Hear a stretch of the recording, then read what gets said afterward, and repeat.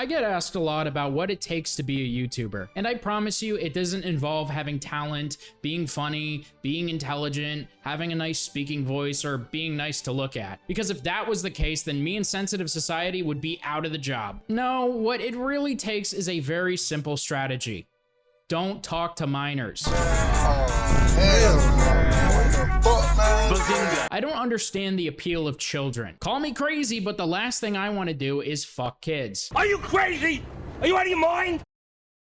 No. Kids are stupid and annoying, which, to be fair, applies to most adults as well. But the difference is that messing around with minors will get you put in jail. Or worse, a commentary video. Dear Lord in heaven, please protect me from minors in my Discord server so I can live in peace and prosperity, drama farming on the internet without a care in the world. We see it far too often. Content creators throw away the easiest job on the planet just to fuck a person who can't even drive yet. Couldn't be me, okay? I'm a professional passenger princess, and if you can't drive me everywhere, then what the fuck do I keep you around for? We've seen a few notable figures under fire for inappropriate interactions with a minor this year. Last month it was Dr. Disrespect, and this month it's Kris Tyson, best known for her role in Mr. Beast's YouTube videos. But what is the extent of these allegations? And are her allegations comparable or even worse to Dr. Disrespect's? I have an interesting theory on all of that. I also spoke with a former moderator of Kris's server who knew her personally, and they had some interesting things to say. But real quick, I just wanted to plug my Discord server. I'm planning some community game nights and other fun stuff coming soon, so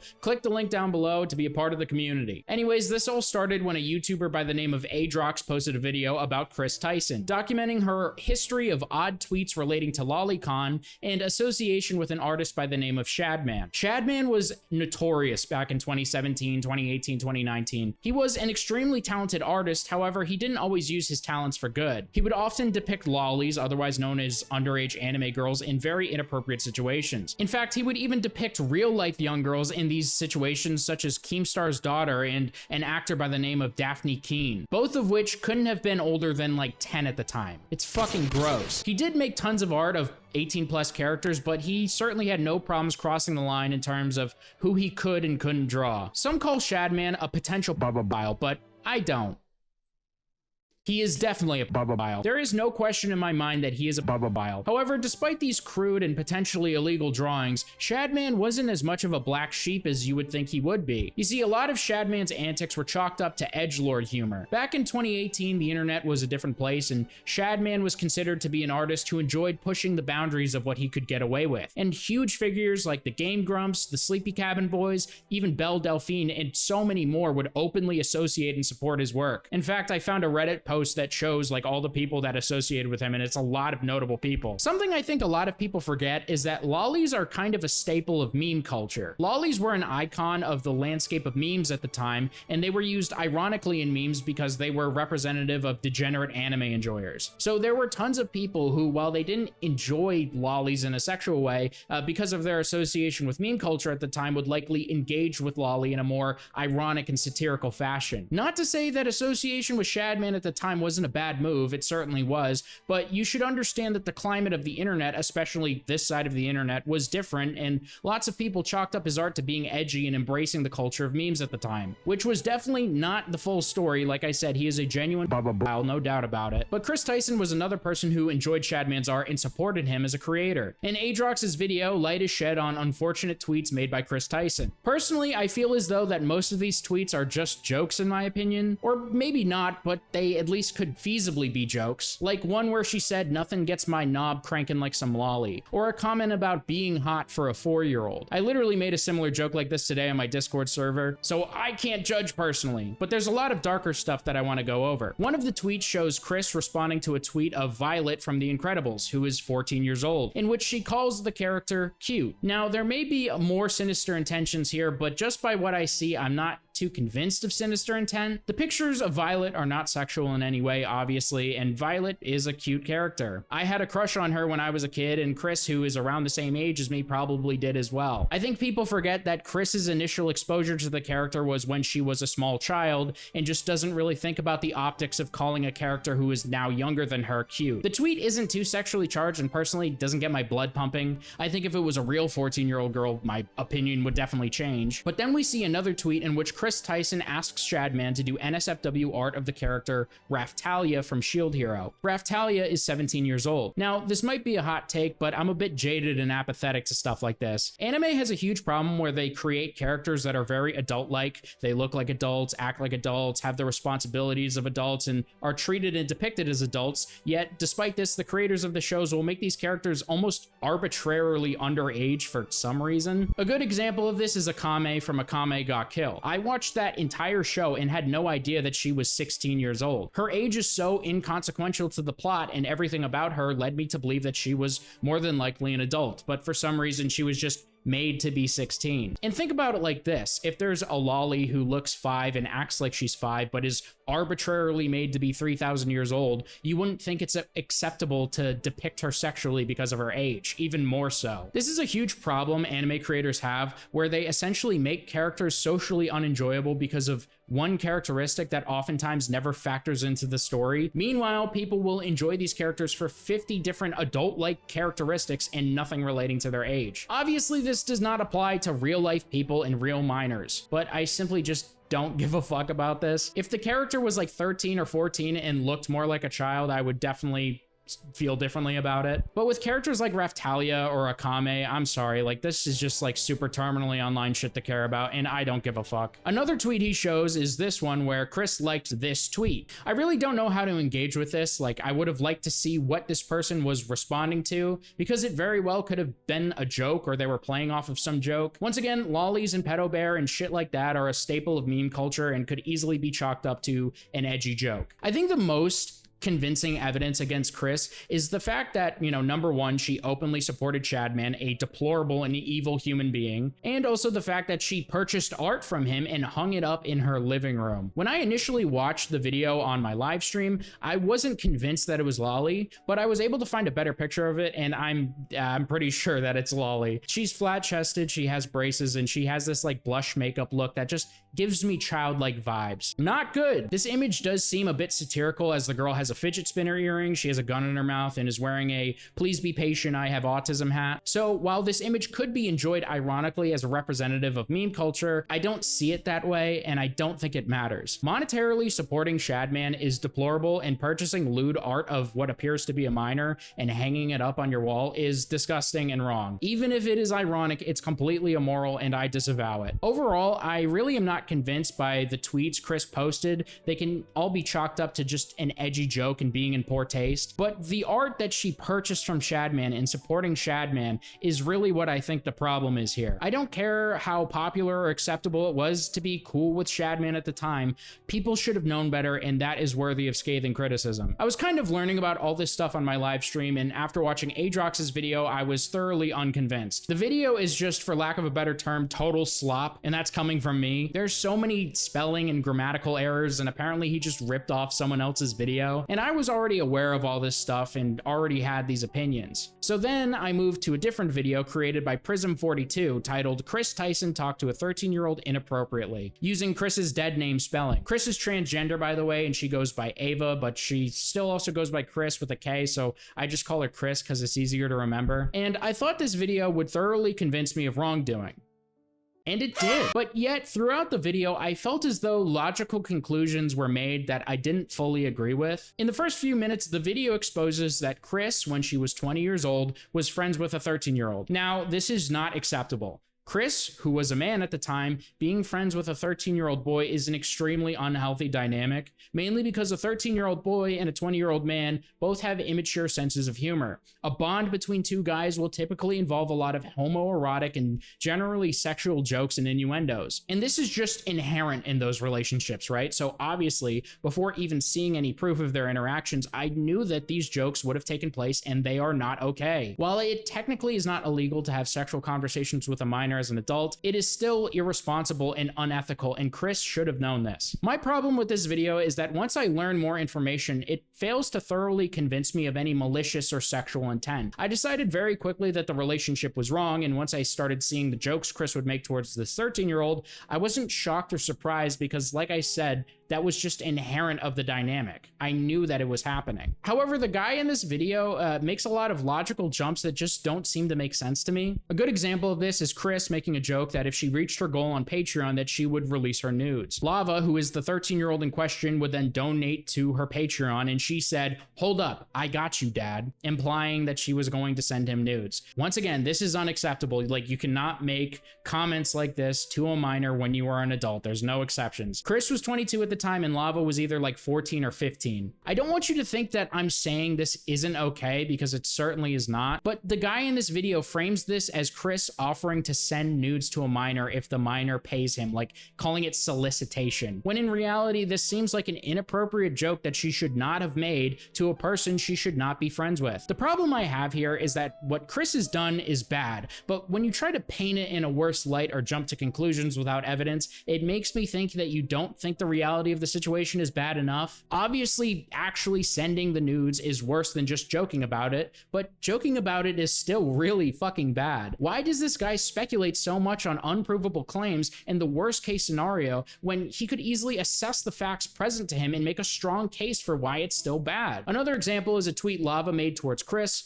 where I guess Lava was watching Kris's live stream and circled a folder that says dank memes, in which Lava makes a joke about it actually being a secret name for his hentai collection. And yes, it's totally possible that Kris did talk about her hentai collection with Lava, which would be wrong. It's also possible that Lava, of his own accord, was making a joke about how she labeled her hentai folder dank memes to draw away suspicion of it being hentai. Once again, hentai is often referred to in memes and internet humor. Joking about somebody watching or liking hentai is pretty common amongst internet users, especially during this time. Once again, I'm not saying it's an ethical dynamic. I've already made it clear that it's not. And joking with someone who is a minor like this is unacceptable and wrong. But this is painted by Prism as being proof of them having in-depth sexual conversations about hentai, which is possible. In fact, I would imagine that at some point they might have. But I've already been convinced that before, two guys being friends will lead to sexual conversations that are not appropriate for an adult and a minor to have together, regardless of sinister intent or not. This is why the dynamic is not okay, and all the video does is show what I would expect to happen. But the implication of the video seems to constantly imply that Kris, who is bisexual, had a deeper, more sexually charged intent, something that isn't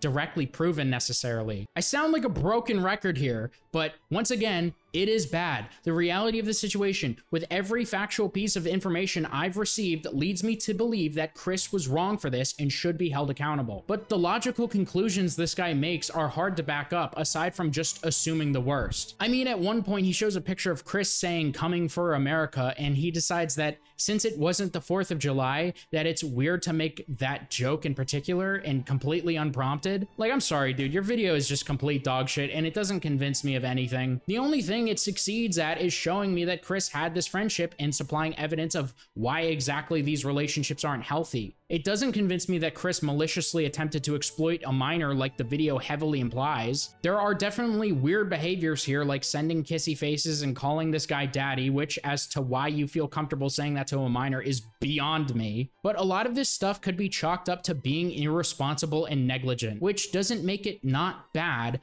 It just doesn't convince me that Kris is a pedophile. Lava himself would speak out about the situation and claim directly that there was nothing weird going on between them and that it was just a friendship. This doesn't dismiss Kris's behavior, by the way. Just because she didn't attempt to exploit the minor does not mean she didn't engage in unsavory behavior worthy of criticism. She 1000% did. But the guy who made this video talked to Lava himself, and he told them nothing weird happened. They were just friends. Yet this guy decides to plaster his face all over the video and even accidentally says his first name despite trying to keep it private. He even shows his fucking LinkedIn for some reason, which I can imagine could be easily backtraced, and like, holy fuck, I really think this guy had bad intentions making this video. But there is a possibility that this person, Lava, has an NDA, or maybe since he was a victim, he's rationalized it and doesn't call it abuse. It's not my place to say. That's just what he says. It's also worth noting that at the end of the video, the guy masks off on being a transphobe,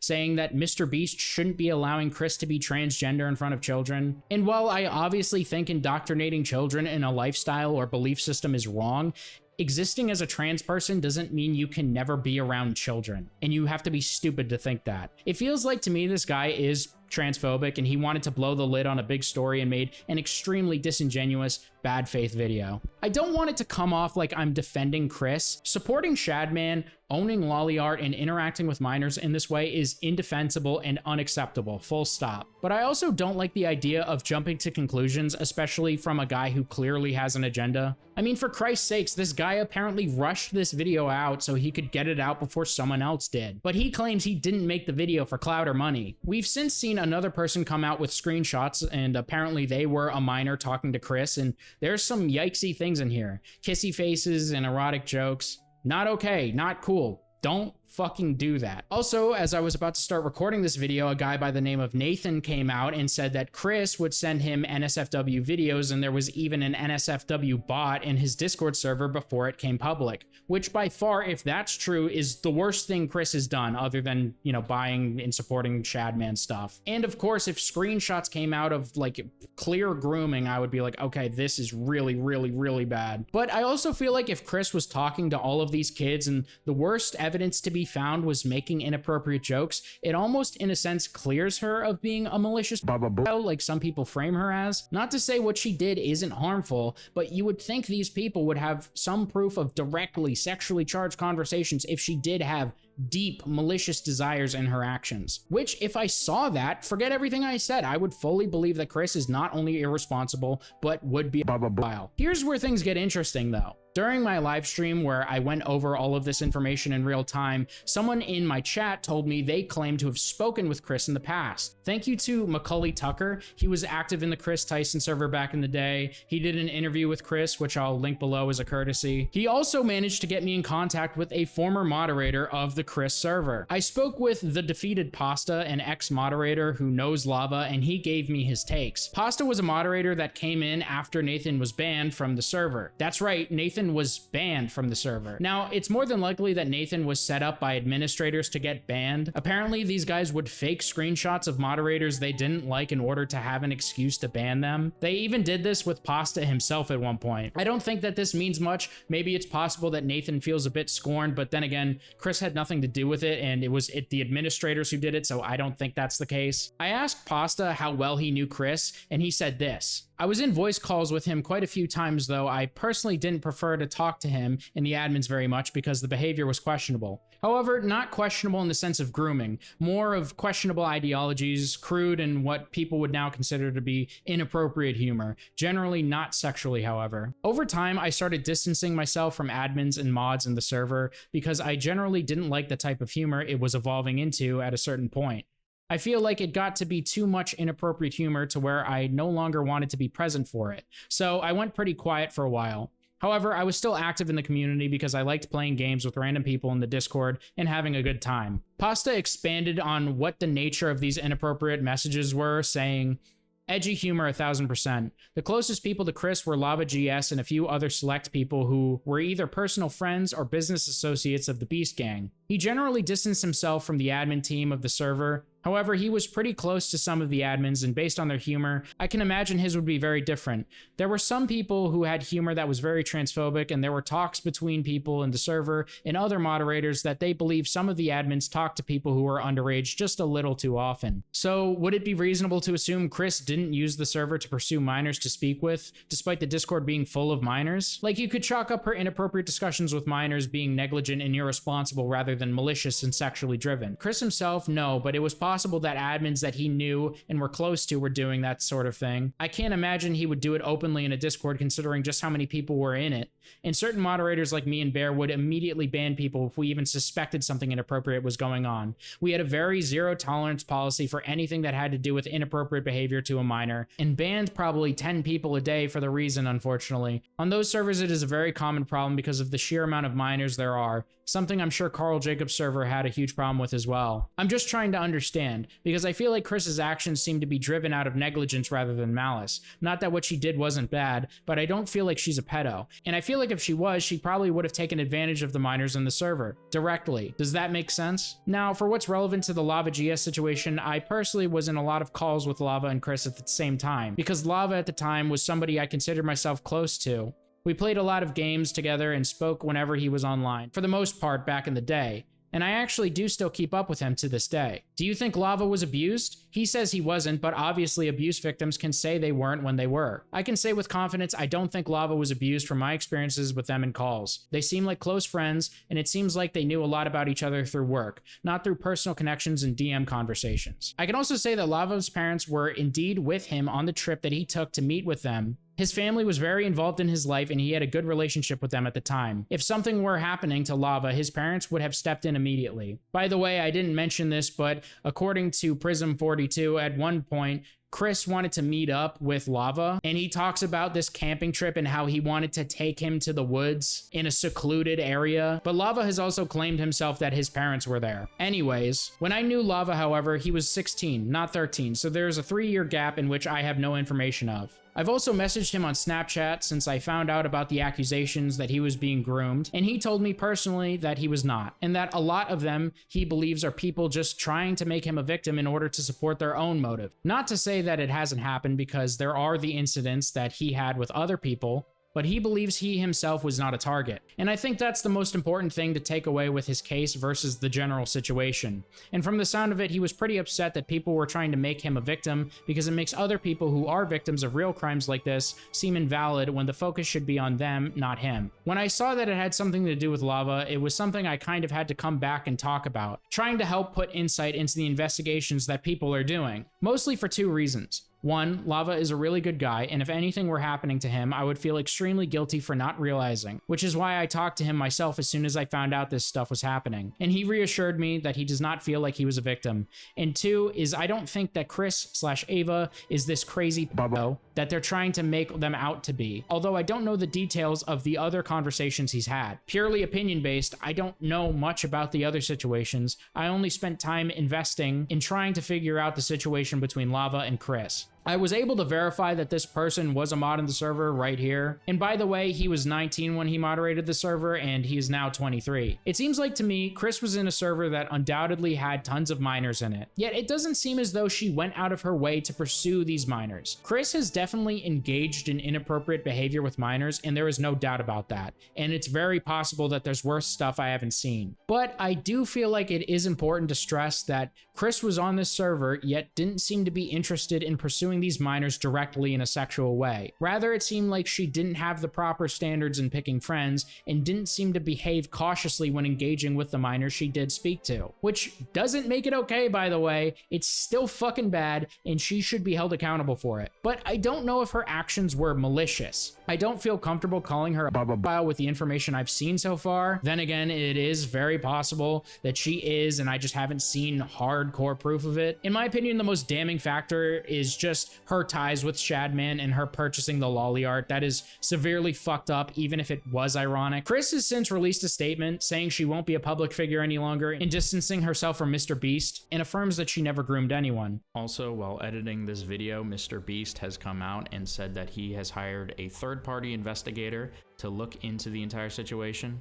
And from the sound of it, it sounds like Kris was fired, so I don't know what's going on there. Which, yeah, I don't think she did based on what I've seen. I haven't seen any evidence of that, but I also feel like her apology wasn't very good. I feel like she didn't really hold herself accountable for everything in the way that I would hope she would have. I also noticed that there's this narrative going around that no one is talking about Kris Tyson, but everyone was talking about Dr. Disrespect. Keemstar said, streamers who talked about Dr. Disrespect aren't talking about Kris Tyson. What's the difference? Well, there's a few major differences why someone would be more interested talking about Dr. Disrespect over Kris Tyson. Number 1, Dr. Disrespect is a much bigger figure. Number 2, Dr. Disrespect's allegations come off the back of a 4-year-long mystery about why he was banned from Twitch. Number 3, Dr. Disrespect's allegations imply a cover-up on Twitch's behalf, which is fucking insane. And number 4, Dr. Disrespect's allegations are more ambiguous and up for speculation about intent. Kris Tyson's situation displays a clear lack of responsibility and care, while it's heavily assumed that Doc's messages were much more deeply sexual and malicious. And I have also seen tons of people talking about the situation. I don't know what the fuck you're talking about. But that's all I have to say on this. Maybe some of you think I'm giving a way too spicy take, but this is just how I'm reacting to it. I'm curious what you guys think about this situation down in the comments, if you agree or disagree with me. And let me know if you think Kris Tyson's situation is comparable to Dr. Disrespect's in any way. But other than that, make sure you smash the like button and subscribe for epic sex. And I'll catch you in the next one, guys. See ya.